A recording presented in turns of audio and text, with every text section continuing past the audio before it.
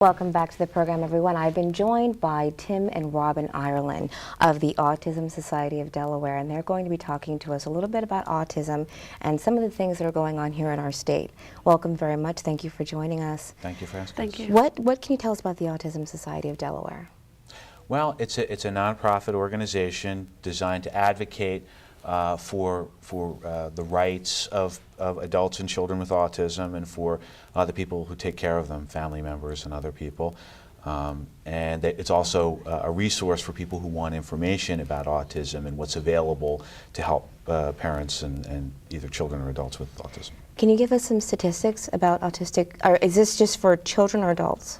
It's for children and adults. Okay. Well, statistics are a funny thing with autism because there are a lot of baseline numbers aren't very good.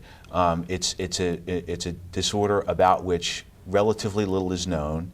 But one of the things that we do know is that the number of diagnosed cases has been rising. In the mid-1990s, approximately 1 in 2,500 children was diagnosed with autism. Today, that number is approximately 1 in 150, with about 1 in less than 100 boys. It primarily affects boys. Two questions. What is do you know, or do they have any idea what the reason for the rise is, and why boys? Well, nobody knows the answer to those questions. There's a lot of speculation, and there are a lot of people who feel very confident about, they speculate very confidently, but they're still speculating. One of the reasons may be that the incidence of autism is simply rising. There are some folks who believe it's an epidemic. There are other people, many of them in the scientific community, who say, wait a second, we don't know that. We're able to diagnose autism better than we used to. Kids who used to be thought of as having other disorders, mental illness, retardation, we're discovering now that they have autism. So it may be better diagnosis, maybe more aggressive diagnosis, or it may simply be that the number of cases are rising. No one knows. Okay, gotcha. Robin, what are some of the characteristics of a person with autism? Well, in the case of my son, Luke, who is 3 years old, he didn't speak. And that is one of the primary indicators of someone with autism. The way autism is defined is repetitive behavior, which they call self-stimulatory behavior, and that can be repetitive rocking, that can be head shaking, hand movements, lack of ability to communicate with other people. But in the case of our son, he was not speaking. So I heard briefly you were talking to Terry in the green room, and you were mentioning that another touch from another person can have a very significant effect on someone with autism. Can you talk to us about that a little? Sure. Well, my experience has been, and in dealing with the developmental pediatricians that we've dealt with our son, there are sensory seekers and sensory avoiders. The stereotypical autistic person, people consider locked away in their own little world, in the corner, sort of rocking back and forth. And that's really not true in the case of our son, which is one of the reasons why we didn't want to believe he had autism. He's a sensory seeker, and he loves the feeling of the rain and the wind, and he loves rough stuff, and to be hugged and tickled, and he adores people. So in his case, he has an underactive sensory system. There's a sensory component to autism. And the opposite side for other people? The opposite side would be the one someone who does not wish to be touched. Okay. His clothes can feel very scratchy to them. They might not like the taste of things that are cold or mushy or crunchy. They might not like the feeling of bath water or grass under their feet. The things that feel normal to you feel very strong to them. Well, a hug, for some people with autism, a hug can have the same reaction that an electric shock would have on you or me. Okay. It can go from somebody not liking that sensation to somebody being tortured by it. So what happens to these children with autism that grow up? How do they function in society? That's an excellent question. The answer I think that's an answer that's going to change as diagnoses get better, as children are diagnosed younger and younger, and as therapies and education get better. But the simple and tragic answer to that question is they don't fare well. Autism is not an intellectual deficit disorder. There are some people who have a intellectual deficit and autism. Although we're finding that more and more people who are diagnosed with that don't have an intellectual deficit, it's just hard to communicate with them, so how do you give them an IQ test? But there are people who have the ability to get through a tremendous amount of schooling, PhDs, law school, but they can't hold a job because autism impairs your ability to express yourself in a coordinated way. So you can't read body language with so much of what we do in life, things that we call emotional intelligence, have to do with reading cues. Right. I'm sitting here and I'm talking to you.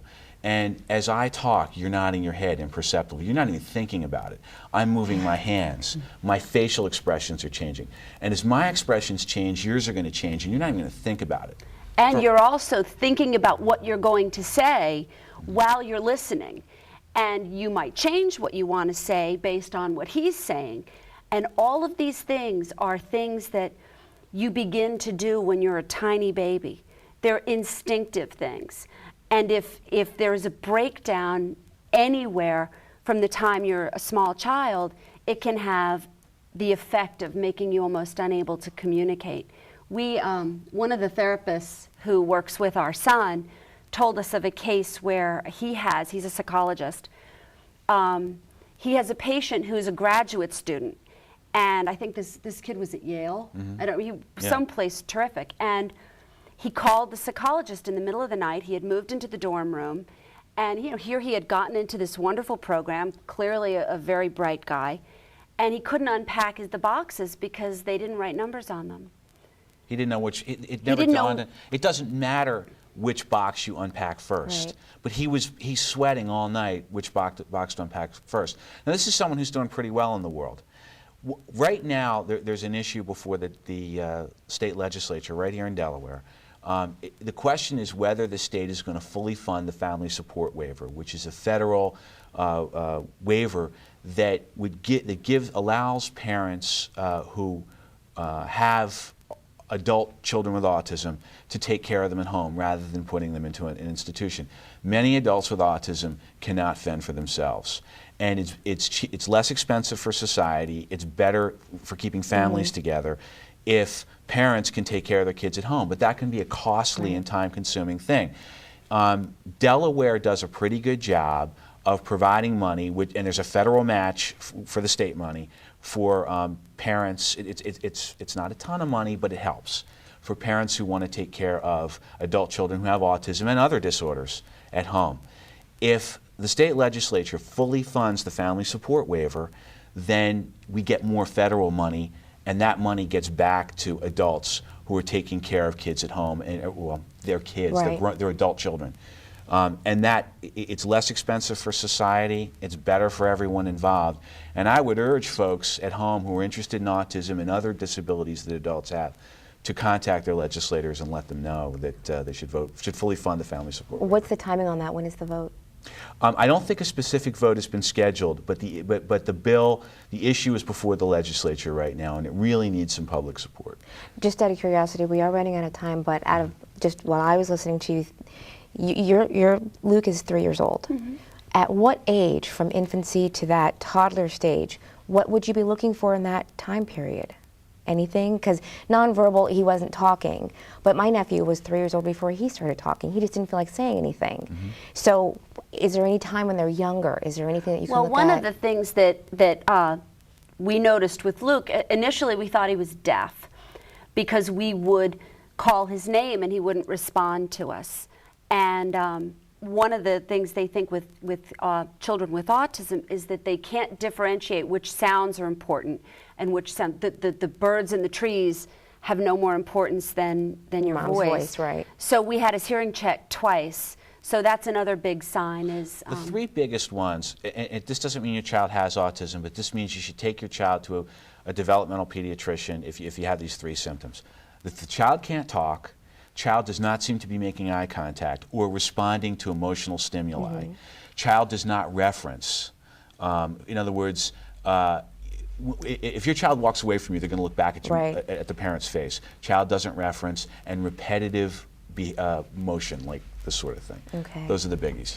We have a contact number here if people want to get in touch with the Autism Society, which is 302-472-2638. So if 2638.